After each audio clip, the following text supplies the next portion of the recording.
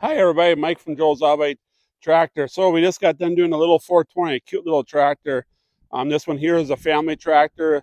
The missus, it's her dad's tractor, and to keep the family heirloom going, I restored it for the couple.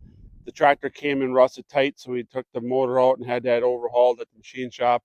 Other than that, the nose cone was a little rough, but we got that straightened out and the normal miscellaneous parts and the wire harness and gauges and all that stuff. We put new rubber on it and that.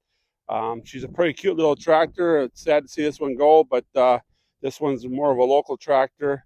Other than that, I guess if you need any restoration questions or need help with your project, you can give us a call at 920-894-2134. You can check out our website, joesallbitetractor.com. Our Facebook, we also have a Facebook page, Joe's Allbite Tractor, and you can watch other videos like this on Joe's Allbite Tractor